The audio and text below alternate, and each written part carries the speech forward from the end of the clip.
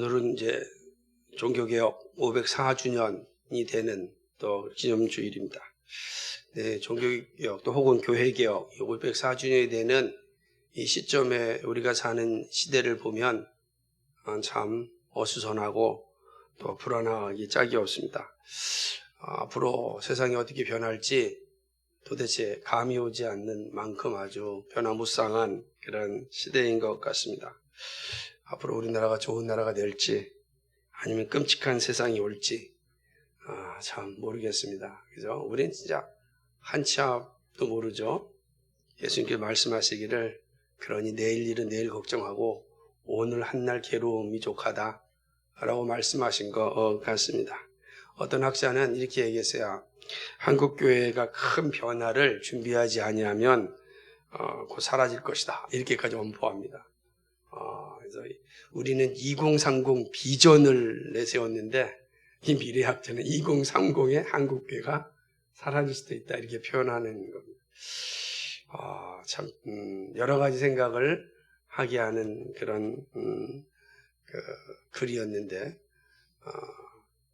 기대가 되어집니다. 2030년에 어떤 모습으로 변화될지 기대가 됩니다.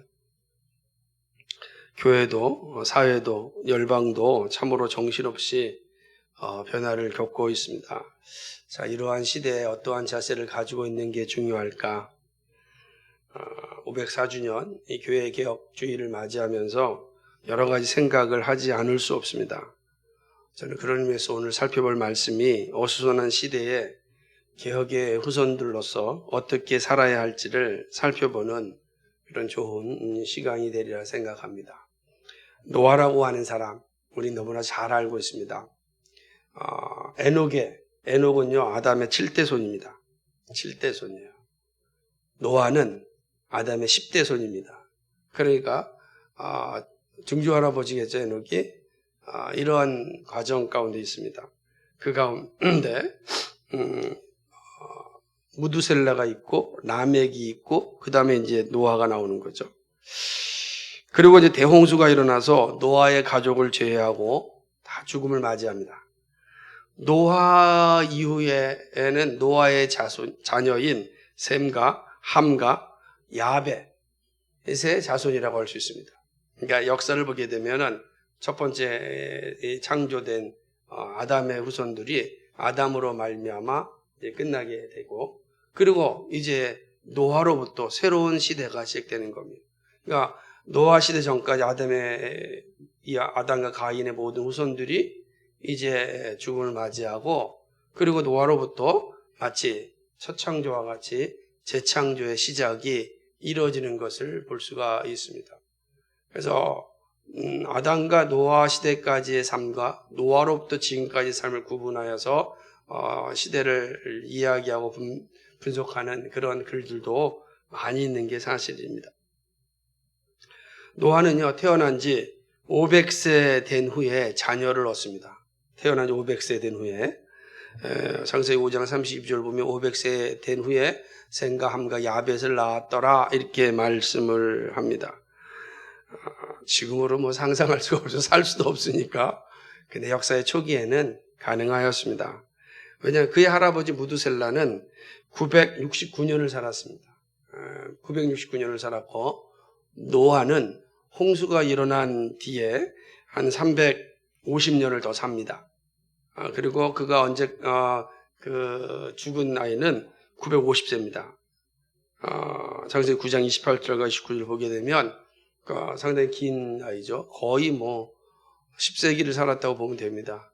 우리가 종교개혁을 맞이하면서 중세 천년에 대하여서 비판하는데 그 천년을 한 사람이 살았다. 이렇게 보면 되는 것입니다. 노아의 일생은 여러분 잘 알고 있다시피 굴곡이 많은 어떤 삶이었습니다. 노아가 살던 시대는요, 사람들이 번성하기 시작하였습니다. 오늘 6장 1절에 보니까 뭐라고 했습니까? 사람이 땅에 번성하기 시작할 때에라고 기록되고 있습니다. 사람이 번성하는 건 축복이죠. 왜 그러냐면 창세기 1장 28절에서 하신 명령이 뭐냐면 땅에 충만하여 땅에 번성하라 그랬습니다. 땅에 충만하여 번성하는 거 그건 하나님의 말씀대로 이루어집니다. 그러면서 더불어 문제들도 많아지기 시작했습니다. 왜냐하면 창세기 1장 28절에는 거룩한 백성이 많아지는 거였습니다. 그러나 이 창세기 6장에 와서는 창세기 3장의 타락 이후에 타락된 백성들도 함께 많아지는 것입니다. 그래서 사람의 딸들이 많아졌다라고 이야기합니다. 많은 문제들 가운데 하나가 뭐냐? 사람의 딸들이 많아졌습니다. 사람의 딸들이라는 표현을 쓰는 것은 하나님의 아들들과의 연계 때문입니다. 그러니까 사람의 딸들을 이해하려면 사람의 딸들이 누구인가? 우리 이제 전제로 얘기한다면 가인의 후손, 혹은 아담이 긴 시간 동안 낳은 자녀들이라고 할 수 있겠지만은 이 사람의 딸들을 잘 이해하려면 하나님의 아들들이 누구인가를 이해하는 게 필요합니다. 이 본문에 하나님의 아들들이 누구일까 궁금하잖아요. 많이 질문도 하셨을 겁니다. 쉽지 않은 부분이죠. 왜 본문에 하나님의 아들이 누구다라고 정의 내려오는 것이 없기 때문에 그렇습니다. 그러므로 1세기부터 초대교회로부터 지금까지 이 하나님의 아들들에 대한 논의는 지속되어 왔습니다. 크게는 세 가지로 이야기됩니다. 첫째는 뭐냐면 경건한 셋의 후손이다. 두 번째는 타락한 천사들이다. 그리고 세 번째는 강력한 통치자, 군주다를 의미하는 하나님의 아들들을 의미하는 건 강력한 군주를 의미한다. 이렇게 이야기합니다. 우선 초대 교부들은 하나님의 아들들을 타락한 천사로 보았습니다. 그래서 교부 시대들은 하나님의 아들들을 천사들이고 천사들이 사람과 이 관계를 맺었기 때문에 하나님 앞에 심판을 받았고 가장 타락하게 되었다. 이 하나님을 반역하는 일이 아닙니까? 어떻게 이런 일이 일어날 수 있겠습니까? 이게 초대 교부들이 생각한 내용이었습니다. 하지만 이렇게 생각하는 건 성경 자체가 주는 의미보다는 당시 이 초대 교부들이 살던 시대의 그리스 문화, 신화적 어떤 세계관의 영향을 많이 받은 해석이다. 이렇게 이제 비판을 받습니다. 그래서 타락한 천사라 하기보다는 이게 당대의 문화적 해석에 너무 영향을 받아서 이렇게 보는 것이다. 이렇게 이야기합니다. 반면에 세 번째 강력한 통치자라고 하는 해석도 아주 대두되고 있습니다. 이거는 현대 학자들이 많이 강조하는 내용 가운데 하나입니다.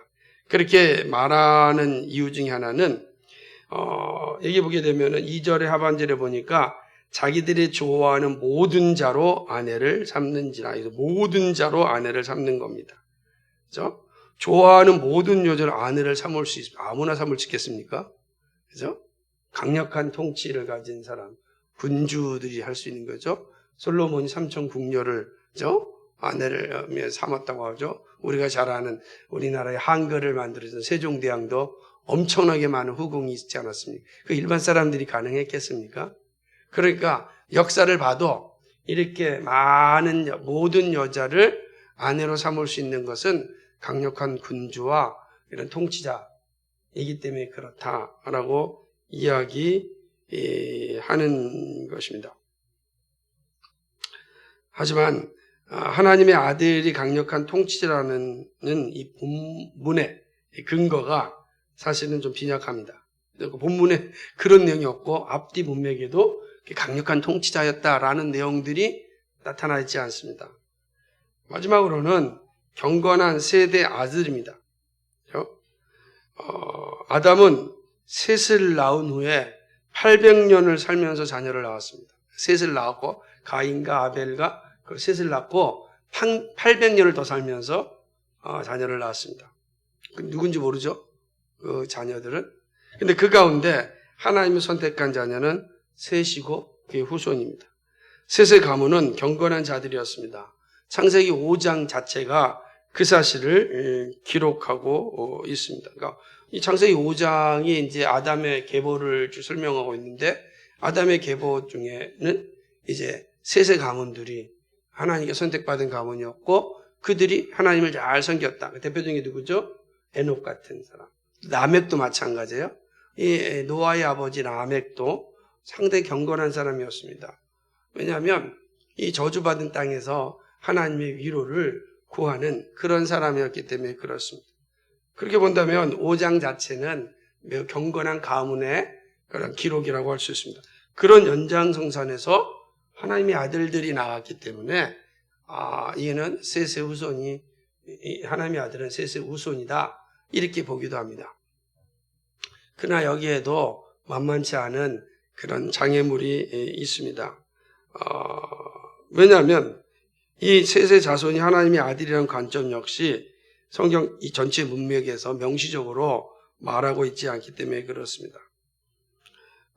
그러나 우리가 앞서 말씀드렸듯이 5장 자체가 셋의 후손들로 하나님을 잘 섬겼고 에녹은 하나님과 동행하였습니다. 그리고 라멕은 또 하나님 앞에 하나님의 그 구원을 간절히 기다렸던 사람들입니다. 이렇게 볼 때 저는 이 세 가지 해석 가운데 경건한 셋의 후손이로 보는 것이 본문에 합당하다, 이렇게 보게 되는 것입니다. 그렇게 보면 이제 사람의 아들들은, 하나님의 아들들은 셋의 후손들이고 사람의 딸들은 가인의 후손 혹은 그 밖에 있는 후손들이라고 볼 수가 있을 것입니다. 그러니까 이들이 이 노아가 셈과 함과 야벳을 낳기 전 한 500년 동안은 엄청난 죄를 짓게 되는 것입니다. 범죄하였죠. 다시 말한다면 셋의 후손들이 적어도 500년 동안은 엄청나게 범죄를 저질렀습니다. 그 범죄의 핵심이 뭐죠? 사람의 딸들을 탐하기 시작하였습니다. 가인의 후손들이자 경건치 않은 이들을 의미합니다. 이 사람의 딸들이 많이 번성하였습니다. 그리고 셋의 자손들이 가인의 여인에게 유혹당하였습니다. 남자들이 죄에 빠지는 것은 포장된 여인의 아름다움입니다. 이 가인의 후손들이 상당히 이제 포장된 아름다움으로 유혹하기 시작하였을 것입니다. 본문에 보게 되면 2절에 하나님의 아들들이 사람의 딸들의 아름다움을 보고, 이 가인의 딸들이 특별히 아름다웠을까요? 그럴 수도 있을 것입니다. 그럼 셋의 딸들은 아름답지 않았을까요? 다시 말해 이렇게 생각합니다. 교회 밖에 있는 남자들은 잘생겨 보이고 여인들은 멋지게 보이고 교회 안에 있는 자매들은, 형제들은 별로 이렇게 멋있어 보이지 않고 그렇습니까? 제가 보니까 청년들의 사고 속에서 그런 게 너무 많습니다. 오랫동안 청년 생활할 때 가까운 데서 찾으라니까 없대요. 멋이 없대요. 교회 안에는 자매 형제들은 멋이 없대요. 당연하죠. 교회 밖에는 얼마나 포장을 잘 해놨겠습니까? 다 포장이죠. 포장하고 멋지게 보이죠. 돈 쓰고 차 가지고 어디서 빌려왔는지 모르지만 차도 끌고 오고 물론 멋있어 보이겠습니까? 포장된 아름다움에 다 유혹당하기 쉽습니다. 하나님의 아들들이 바로 사람의 딸들, 가인의 여인 딸들, 이들의 포장된 아름다움에 다 유혹을 당하였습니다. 경건한 여인들보다 유혹하는 여자에게 마음이 가게 됩니다. 안 그러겠습니까? 경건한 여인들은 옷도 그냥 화려하게 입지 않고 사지도 않고 검소하게 살잖아요.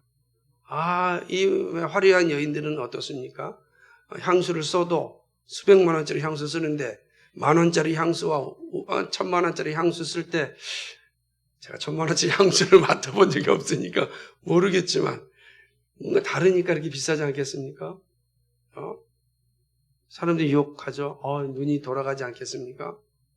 경건한 여인들은 오직 하나님 앞에 하나님의 거룩함을 바라보며 살아가는데 이 사람의 딸들은 그렇지 않거든요. 온갖 아름다움을 치장합니다. 거기에 경건한 셋의 후손들이 다 유혹을 당하여 넘어가고 마는 것입니다. 문제는 한 여인에게만 마음이 가는 게 아니었습니다. 일부 다처제라고 하는 심각한 범죄를 저지릅니다. 여기 보게 되는 것처럼 자기들이 좋아하는 모든 자로 아내를 샀습니다. 역사의 초기부터 일부 다처제라고 하는 이 엄청난 범죄가 있었습니다. 하나님은 아담과 하와, 그죠? 아담에게 하와만 줬지 또 다른 여인을 주지 않았어요. 그런데 타락한 이후에 일부 다처제가 생겨납니다. 돈이 있고 힘이 있고 권력이 있으면 일부 다처제를 갖는 거죠. 이 타락입니다. 이 성적인 타락이 역사의 초기부터 만연되어 있음을 보게 되는 것입니다. 인간이 타락하면 이렇게 악한 본성이 나옵니다. 사단은요, 이 죄의 도구를 잘 소양합니다. 여러분, 그래서 이 가나안 종교, 특별히 가나안의 우상 종교의 신전은 거의 다 성적인 난잡함으로 이루어진 그런 재단입니다. 다 그렇게 되어 있습니다. 경건함이라는 게 존재하지 않아요. 이것이 다 사단이 사용하는 모습이죠. 그 대표적인 게 바로 디오니소스 신과 같은 겁니다. 아주 쾌락의 신이고 난잡한 신이죠. 그걸 노래로 부르고 있으니 끔찍한 세상이죠. 끔찍한 세상입니다. 그러니까 알면은 못 불러요. 근데 모르면 막 부르는 거죠. 사람의 딸들과 결혼하였으니 경건한 신앙은 다 무너지고 말았습니다. 더 이상 하나님과 함께하는 삶은 불가능해집니다. 우리는 이 모습을 지혜로운 왕이었던 솔로몬의 모습에서도 살펴볼 수 있습니다. 이방의 여인들과 정략적으로 결혼하였던 솔로몬은 결국 우상숭배로 멸망하고 맙니다. 하나님은 하나님의 아들들의 모습을 그대로 볼 수 없었습니다. 역사 초기에서 이렇게 만연되는 죄를 더 이상 볼 수 없었습니다. 이게 하나님의 마음이에요. 죄가 만연되면 하나님은 더 이상 그 죄와 함께 살 수 없어요. 그 심판을 내리십니다. 첫 번째 심판은 나의 신이 영원히 사람과 함께 아니하겠다는 선언입니다. 무서운 말입니다. 3절에 보니까 나의 신이 영원히 사람과 함께 하지 않겠다라고 이야기합니다. 이 말씀은 인간이 타락했음에도 불구하고 하나님의 영이 그들을 위해 머물러 있었음을 의미합니다. 그들 각자에게 있는 것이 아니라 그들 위에 있었다. 그 셋의 가문 후에 하나님의 영이 함께 있었던 것입니다. 하나님의 영이 없이 인간은 하나님을 바르게 예배할 수 없습니다. 하나님을 온전히 섬길 수 있는 것은 하나님의 영이 있어야 되는 것입니다. 그런데 이들의 타락을 보고 하나님의 영이 함께하지 않는다고 말씀합니다. 여기서 함께하다라고 하는 단어는 보호하다, 남다, 투쟁하다라는 뜻도 있습니다. 결국 이 말씀이 뭐냐? 나의 영이 저들과 함께하지 않겠다라고 하는 것은 하나님께서 사람들의 악을 저지하는 일을 하지 않겠다라는 겁니다. 로마서에 보게 되면 뭐라죠? 내버려 두시겠다. 저들이 죄 짓는 것을 내버려 두시겠다. 이처럼 끔찍한 형벌이 어디 있습니까? 여러분 보세요. 여러분 자녀가 불구덩이로 들어가고 있는데 내버려 두는 부모를 생각해 보십시오. 왜 그렇게 내버려 두겠습니까? 저놈은 죽어도 싸. 이런 마음 아니겠어요? 그러니까 내버려 두는 거예요. 그러지 않으면 결코 그러지 못하죠. 잡아야죠.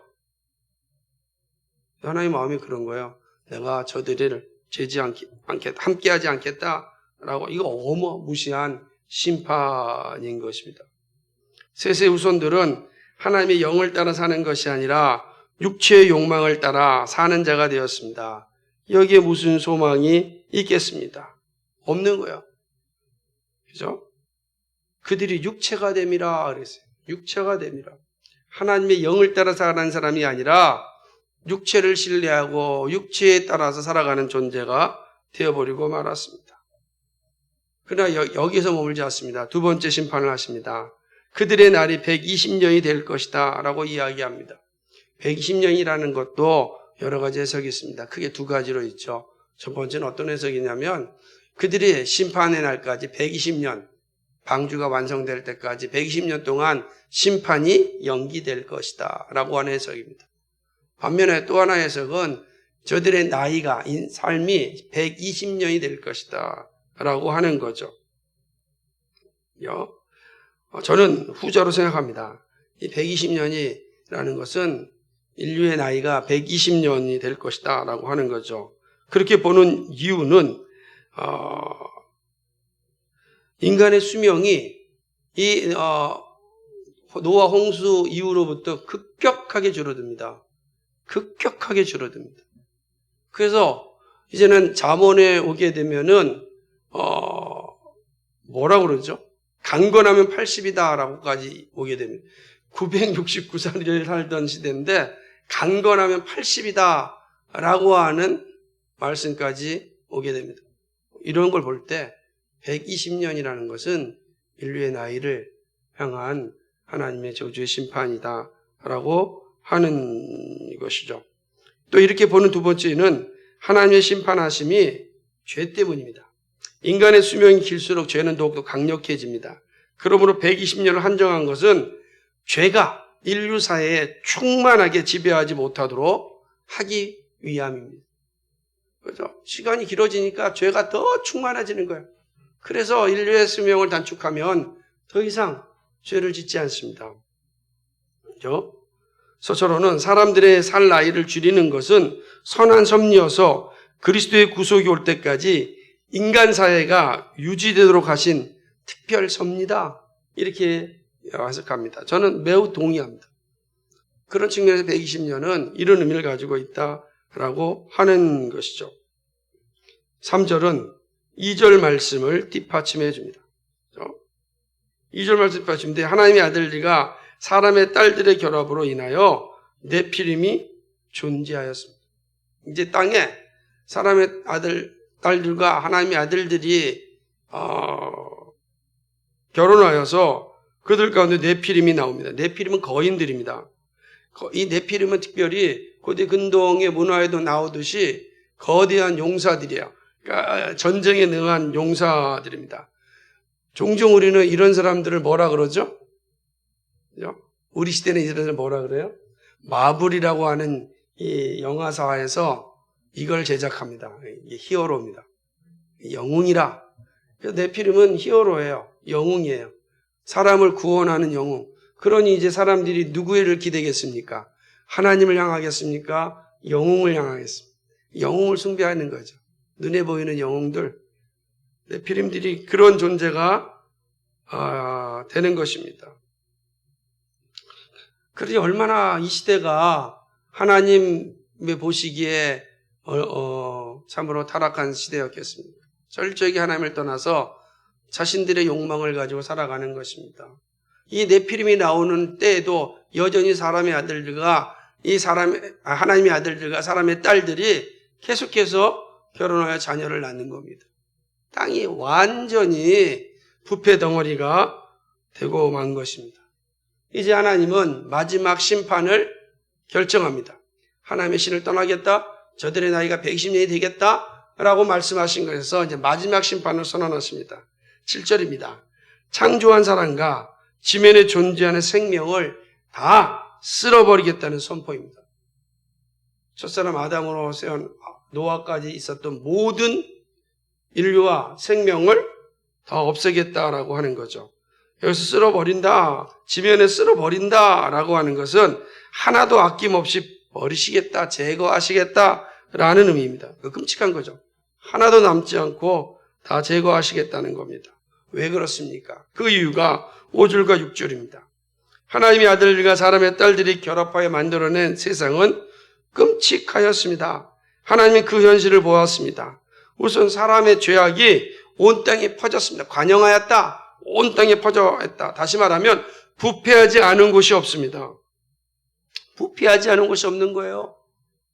어디를 가나 다 부패합니다. 거짓이 없는 곳이 없어요. 어디를 가나. 그게 하나님이 심판하시는 거예요. 더 이상 내 땅에, 지금 창조세계는 하나님의 소유인데 내 땅에 이런 더러움이 존재할 수 없다. 다시 깨끗이 하시겠다라고 하는 겁니다. 두 번째로는 저들의 마음의 생각과 그 계획이 항상 악합니다. 하나님이 이걸 보시고서 끔찍하게 여기신 것입니다. 마음에 생각하는 모든 계획이 악합니다. 살아가면서 계획을 짤 수 있는 능력은 오직 하나님의 형상을 가진 인류뿐입니다. 자, 보세요. 인류 세상에서, 이 창조 세상에서 앞으로 어떻게 살아갈 것인지 계획을 짜는 건 인간밖에 없어요. 아무리 똑똑한 동물들이 할지라도 주식하지 않습니다. 그죠? 금융에 손을 댈 수가 없는 겁니다. 그 복잡한 금융을 할 수 없어요. 침팬지 중에 회계사가 나왔다는 소리도 못 들어봅니다.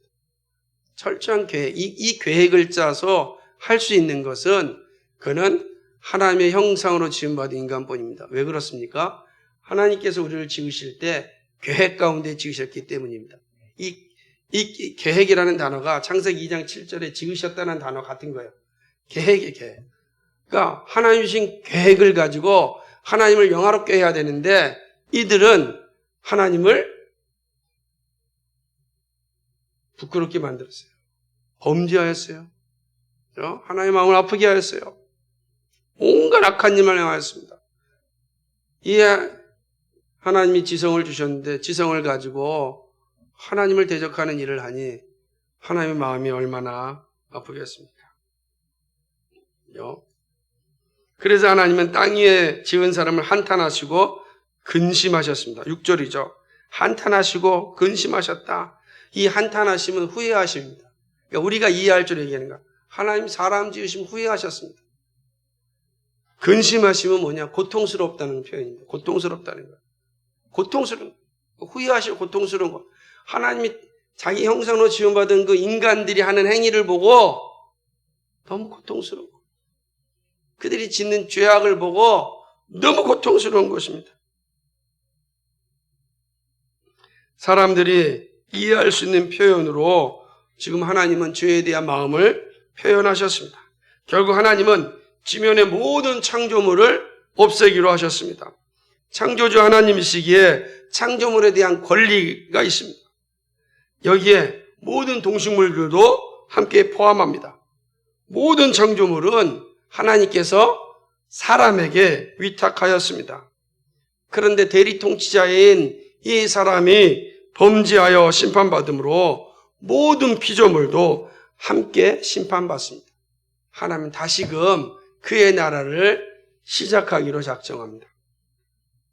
이것이 하나님의 뜻입니다. 이렇게 말씀하시면 동시에 피조세계의 구원은 사람의 구원에 달려있음을 함의하는 겁니다. 그러니까 모든 피조물이 심판에 이른 것 같이 모든 피조물이 구원에 이르는 것도 사람의 구원으로 말미암아 이루어진다라는 사실을 이 노아의 사건을 통하여서 이미 말씀해 주고 있습니다.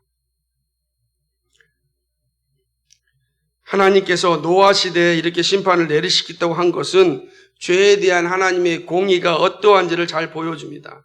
하나님은 죄가 가득 차는 것을 참지 않습니다.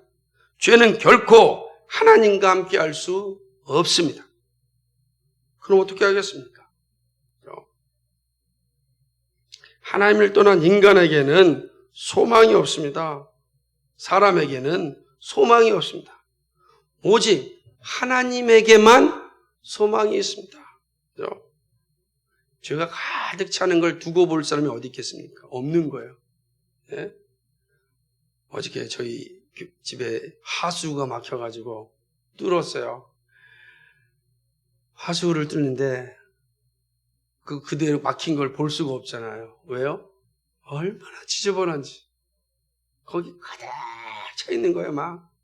찌꺼기들이 그거 보고서 괜찮다 볼 사람이 누가 있겠습니까? 빨리 없애버려야 되지 않겠어요? 그걸 보고 있는 사람 제정신이 아닌 거죠.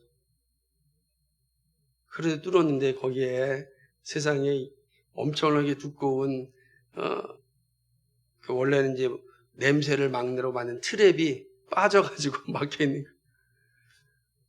똑같아요. 하나님의 마음이 그런 거죠. 이렇게 죄가 하나님의 창조의 관용에서 냄새가 나고 그 다음에 썩은 모습이 나타나고 부패함이 드러나는 걸 참을 수가 없는 거죠. 그건 하나님의 공의에 합당하지 않습니다.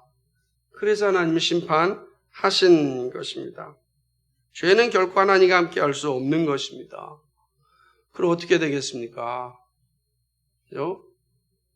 죄인에겐 소망이 없어요. 오직 하나님에게만 소망이 있습니다. 그래서 하나님이 일하십니다. 8절이 바로 그 사실을 우리에게 알려줍니다. 같이 읽겠습니다. 그러나 노아는 여호와께 은혜를 입었더라. 아멘. 그러나 앞에를 다 하는 접속사입니다. 그러나 즉 모든 사람이 범죄하여 하나님의 심판을 받는 위치에 있습니다. 모두가 멸망을 당합니다. 그런데 노아는 심판의 때에 구원받습니다. 하나님의 은혜를 입었기 때문입니다. 영원한 죽음에서 벗어나는 길은 하나님의 은혜에 있습니다. 모두가 쓸어버림을 당하는 순간에 구원의 은혜를 누립니다. 방주가 그 사실을 보여줍니다. 홍수가 나도 사람들은 여전히 먹고 마시고 죄에 빠져 살아갑니다. 오직 하나님의 은혜를 입은 노아의 가족만 구원받습니다. 온 세상이 범죄의 자리, 부패의 자리, 욕망의 자리에서 하나님을 대적하고 배반할 때 그 길을 따르지 않고 구원의 길을 서는 것은 오직 하나님의 은혜입니다. 사람의 딸들이 온갖 유혹을 하고 있는 시대에 유혹에 빠지지 않고 경건한 길로 갈 수 있는 힘은 오직 하나님의 은혜 외에는 없습니다. 하나님의 은혜가 없이는 우리는 죄와 싸울 수 없습니다. 죄를 이길 수도 없습니다. 죄로부터 도망칠 수도 없습니다. 여러분, 그 죄의 이 부심력이 얼마나 강한지 몰라요. 빨아들인 힘이. 도망갈 수 없어요. 도망갈 때 생각합니까? 그래서 오직 하나님의 은혜만이 우리를 구원할 수 있습니다. 여러분, 혹시 강가에서 막 소용돌이가 피는 그 본 적이 있습니까? 거기에 이게 물건을 하나 던져 보십시오. 그 물건 수도 나올 수가 없어요. 사람도 나오지 못합니다. 나올 수 있는 거는 밖에서 건져줘야만 됩니다. 죄 가운데 있는 인간은 스스로 죄로부터 벗어날 길이 없습니다. 하나님의 은혜가 임해야 가능한 것입니다. 노아는 하나님의 은혜를 받은 사람입니다. 노아의 모습은 은혜 받음의 축복을 잘 보여줍니다. 그는 이 모두가 타락한 세상 가운데서 하나님의 은혜를 받아 살았습니다.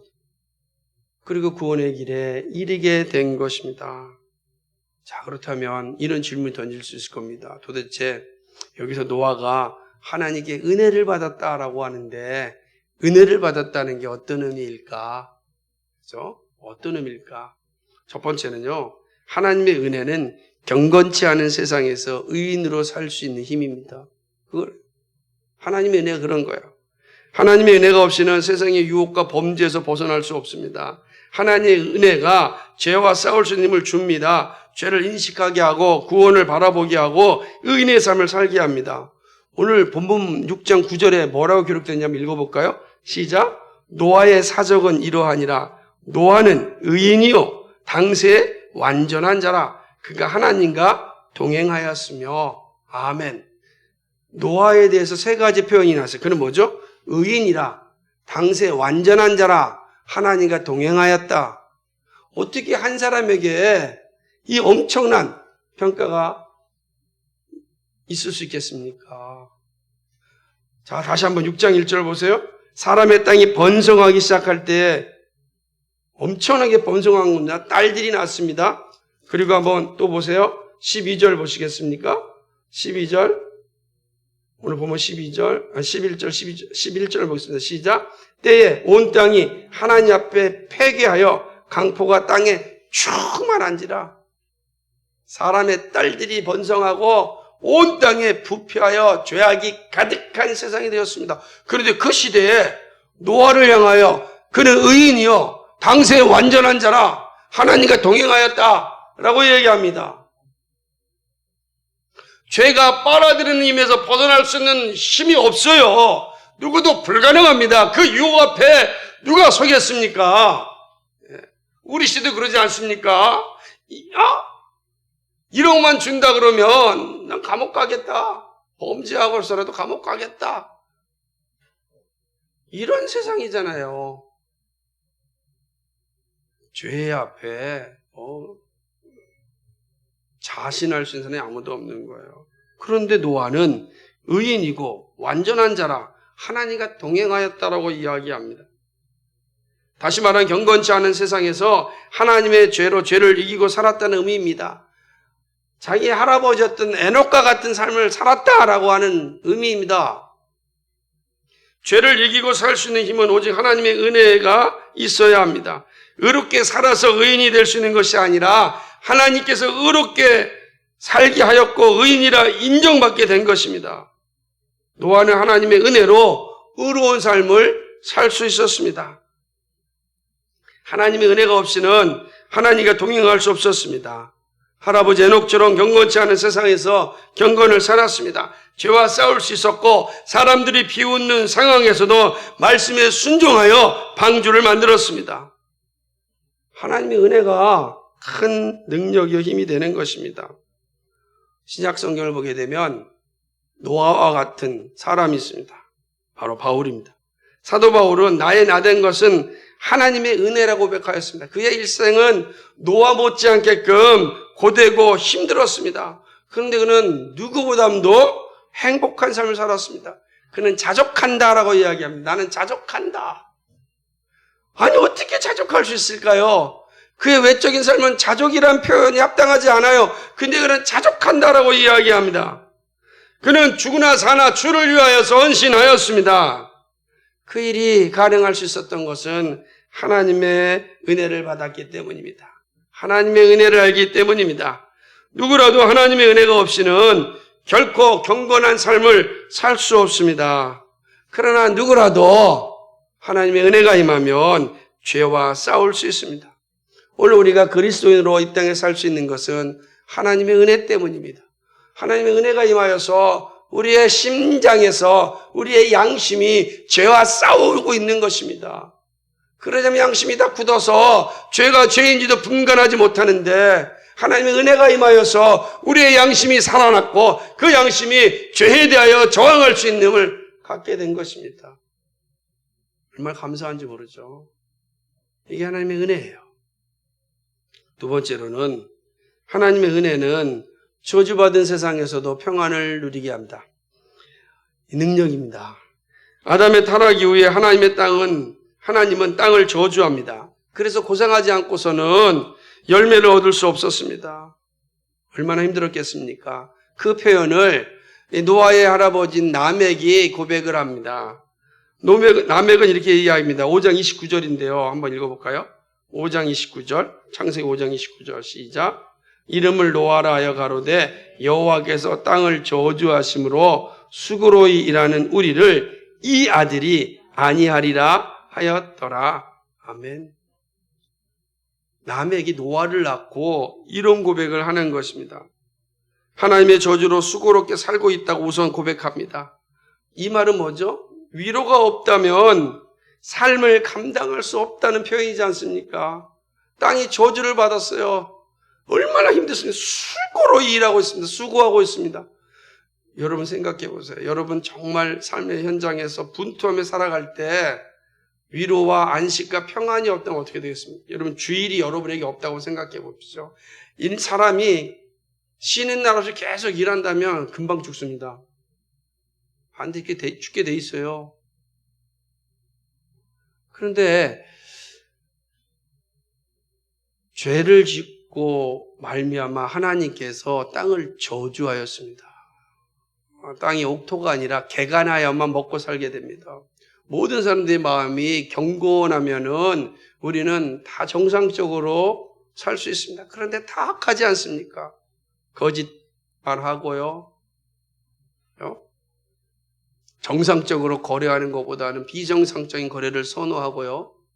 정상적인 통로보다는 비밀문 만들어 놓고요. 비자금이 없는 세상이 어디 있겠습니까? 그렇죠? 그 얼마나 끔찍한 세상인데 우리가 사는 세상 보세요. 이렇게 끔찍한 세상이잖아요. 그러니 경건한 사람이 수고리 일해도 힘이 드는 거예요. 남들은 거짓된 방법으로 부를 이렇게 축적하고 있는데 우리는 정직한 방법으로 살려고 하니 앞이 보이지도 않고 옆을 보니 속상하고 이렇게 살아도 되는가? 라고 하는 유혹이 끊임없이 흘러나오고 나는만 바보가 아닌가? 라는 생각이 하루에도 12번씩 들어오고 그게 지금 라멕이 표현하는 거예요. 라멕이. 이렇게 수고하는데 하나님 위로가 없다면 어떻게 살겠습니까? 그렇죠? 그런데 노아가 고생 많은 세상에 위로가 되고 위안이 되었다고 고백합니다. 노아의 이름의 뜻이 뭐죠?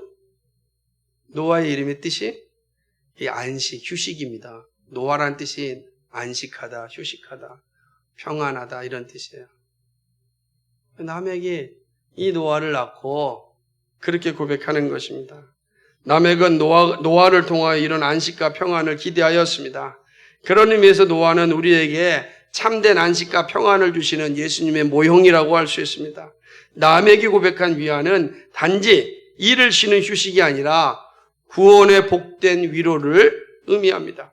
노아에게 하나님의 은혜가 임하였습니다. 노아는 부패한 세상에서 의인으로 살았습니다. 의인으로 살 수 있음이 가능함을 보여주었습니다. 세상이 정신없이 돌아갑니다. 청년들은 내일이 없다고 절망합니다. 어디에도 평안을 볼 수 없습니다. 오직 개인의 욕망만을 위하여 전력 투구하는 세상입니다. 이런 세상에서 평안함을 살 수 있고 보여줄 수 있음이 가능하겠습니까? 그러니 모두가 말하기를 돈이 권력이 최고다라고 말하지 않습니까? 돈과 권력만이 평안을 살 수 있다고 말합니다.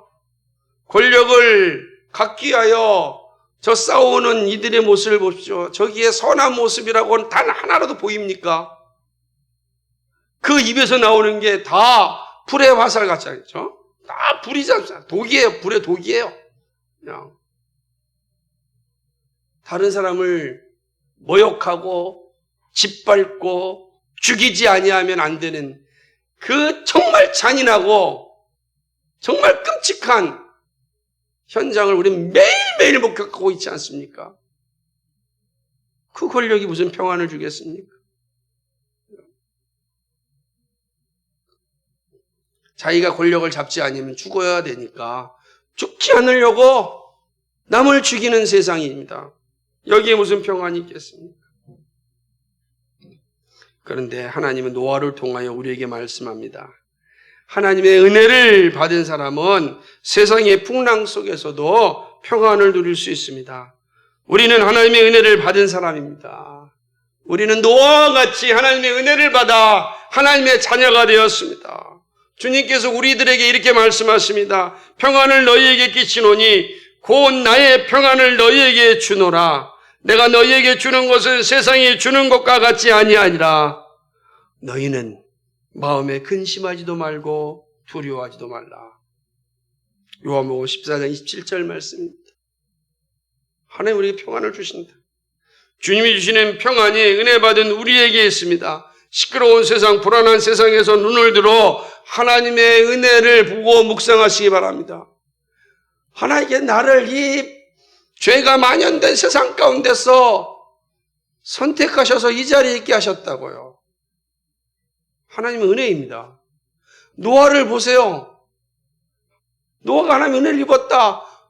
그냥 단지 입었다가 아니라 그 세상에서, 그 죄가 만연된 세상에서 죄와 싸울 수 있는 힘을 하나님이 주셨습니다. 참된 소망을 갖게 하셨습니다. 사람들은 서로 죽여야만 살아야 되는 세상 가운데서 평안이 어디 있겠습니까? 늘 불안하지 않습니까? 왜 불안하지 않습니까? 한국의 자살률이 얼마나 높은지 아시지 않습니까? 끔찍할 정도로 많습니다. 높습니다. 세계 1위라고는 오명을 오랫동안 쓰고 있지 않습니까? 그들이 얼마나 이 세상이 불안하고 소망이 없으면 그런 안타까운 길에 이르게 됐겠습니까? 여러분 힘들고 어려울 때 세상을 보면 소망이 없습니다. 하나님의 은혜를 보십시오. 하나님이 나를 선택하셨습니다. 그 하나님의 평안이 우리 안에 있을 겁니다. 하나님 우리를 선택하셨습니다. 이게 노아가 하나님의 은혜를 입었더라라고 하는 겁니다. 마지막 세 번째로는 하나님의 은혜가 죄와 형벌에서 구원하십니다. 죄를 죽이고 구원에 이르는 길은 오직 하나님의 은혜입니다. 하나님의 은혜가 아니면 구원에 이르지 못합니다. 어떠한 행위로도 우리의 죄를 죽일 수 없습니다. 결국 모든 사람은 죄에 굴복당합니다. 그리고 영원한 형벌에 이르게 됩니다. 근데 이 길에서 벗어나는 길은 우리에게는 없어요. 오직 하나님의 은혜입니다. 이 은혜가 우리로 하여금 영원한 죄의 형벌에서 구원하여 우리로 하여금 영원한 나라에 이르게 합니다. 노아는 하나님의 은혜를 입어서 새 인류의 조상이 되었습니다. 이해하시겠어요? 이 중요한 장면입니다. 하나님의 은혜를 입어서 새 인류의 조상이 되었습니다. 첫 인류는 범죄함으로 심판에 이르렀습니다. 그리고 노아를 통하여 새 인류가 시작되었습니다. 하나님은 노아가 대단하여서 이 일의 적임자가 되었다고 말하지 않습니다. 하나님의 은혜가 그 일을 하게 하신 겁니다. 그런 의미에서 노아는 죄 없는 참 인류의 조상인 예수님을 예표합니다. 예수님은 은혜로 그리스도인을 부르셨습니다. 우리가 예배하는 것은 다 그리스도의 은혜 때문입니다. 이 은혜가 우리로 하여금 죄 없는 참 인류가 되게 하였습니다. 그리스도인의 영광은 죄와 형벌에서 구원받았고 그리스도에게 연합된 참 인류가 되었다는 사실입니다. 이 모든 것이 하나님의 은혜입니다. 우리가 한 일이 어디 있습니까? 하나님의 은혜가 우리를 부르셔서 우리로 하여금 죄로부터 구원받게 하고 영원한 나라를 상속받게 하였습니다. 영원한 형벌에서 우리를 해방시켜 주셨습니다. 그리고 영원한 자유를 우리에게 주셨습니다. 이것이 하나님의 은혜입니다. 그러므로 은혜 받은 사람은 세상에서 가장 자부심이 있고 당당한 사람입니다. 우리처럼 자부심이 있고 당당한 사람이 없어요. 이게 노아의 자부심이고 예수님이 우리에게 준 선물이에요. 그것이 사도 바울이 나의 나 된 것은 하나님의 은혜라고 자신 있게 고백한 겁니다. 마지막 순교의 순간에도 나의 나 된 것은 하나님의 은혜입니다 라고 고백한 겁니다. 이게 그리스도인의 자부심이라고요. 말씀을 맺습니다. 그리스도인이 누구입니까? 하나님의 은혜를 받은 사람입니다. 우리가 아는 모든 것이 다 하나님의 은혜 가운데 있습니다. 하나님의 은혜는 우리를 사랑하심에서 절정을 이룹니다. 변함없는 사랑은 전적인 하나님의 은혜입니다. 우리가 하나님의 은혜를 받았다? 그럼요, 하나님 우리를 변함없이 사랑하신다는 거예요. 우리에게 무슨 의가 있습니까? 우리에게 무슨 헌신이 있습니까? 우리가 얼마나 헌신할 수 있겠습니까? 하나님의 은혜가 우리를 의인으로 살게 하고 하나님의 은혜가 우리로 헌신하며 살게 합니다. 하나님의 은혜가 두렵고 미래가 보이지 않는 이 분주한 세상에서 놀라운 평안을 누리게 합니다. 여러분, 막 시끄러운 일들이 벌어날 때 눈을 들어 하나님의 은혜를 묵상하십시오. 놀라운 일들을 경험하게 될 것입니다. 은혜를 받은 사람은 자부심을 가져야 합니다. 현실은 항상 시끄럽고 요란합니다. 모든 것이 돈과 성공과 권력을 얻기 위하여 달려갑니다. 세상이 하는 방식에서 멀어지면 뒤처지고 실패자가 되는 것은 아닌지 염려가 될 때도 있습니다. 보이는 것이 빈약하다고 생각하면 내가 잘못 가고 있는 것이 아닌지 불안할 때도 있습니다. 세상이 워낙 빨리 돌아가니까 이러다가 내가 도태되는 것은 아닌지 두려워하기도 합니다. 사랑하는 여러분, 우리가 열심을 다하여 최선을 다하여 살아야 하겠지만 우리가 세상을 쫓아간다고 평안이 우리에게 주어지는 것이 아닙니다. 부와 권력을 갖는다고 우리가 평안을 얻는 것이 아닙니다. 그렇죠?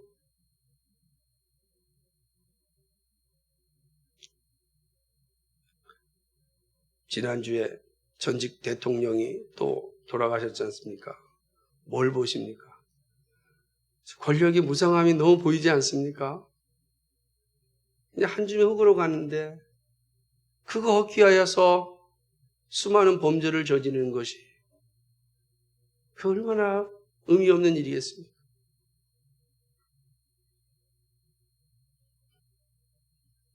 부지런히 사는 것은 우리의 일이지만 하나님께 맡겨야 합니다.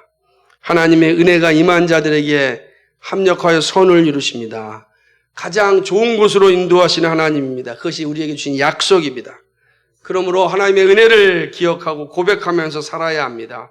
모든 것이 하나님의 은혜입니다. 지금까지도 하나님의 은혜였고 앞으로도 하나님의 은혜가 여러분을 인도합니다. 하나님의 은혜가 여러분과 함께합니다. 여러분, 우리는 오직 하나님의 은혜로 구원받았고 오직 하나님의 은혜로 살아가고 오직 하나님의 은혜로 영원한 나라에 들어갑니다. 항상 기억하십시오. 나의 나 된 것은 하나님의 은혜입니다. 오늘도 내일도 영원토록 하나님의 은혜가 우리를 인도하여 주십니다. 이 복이 우리 가운데 충만하기를 주님의 이름으로 축복합니다. 아멘. 거룩하시고 자비하신 하나님, 고맙고 감사를 드립니다. 종교교육 504년 이 시점에 오직 하나님의 은혜를 고백할 수 있게 하여 주셔서 감사합니다. 나의 나 된 것은 하나님의 은혜입니다. 세상이 아무리 타락하여 부패한다 할지라도 하나님의 은혜를 받은 사람은 그곳에서 빛과 소금의 삶을 살 수 있습니다. 우리의 힘과 능력으로는 결코 불가능합니다. 하나님의 은혜만이 가능합니다. 우리에게 하나님의 은혜를 주셔서 구원받은 백성, 그리스도인 되게 하신 것 감사합니다. 주는 그리스도인이요 살아계신 하나님의 아들이심을 고백할 수 있게 하셔서 고맙습니다. 우리의 소망이 하나님 나라를 향할 수 있게 하셔서 고맙습니다. 아버지요, 이 은혜로 이 땅을 살아가게 하여 주옵소서. 어수선하고 불안하다고 난리치는 세상 가운데서 하나님의 은혜로 평안을 누리며 살게 하여 주옵소서. 감사합니다. 예수 그리스도인 받들어 기도하옵나이다. 아멘.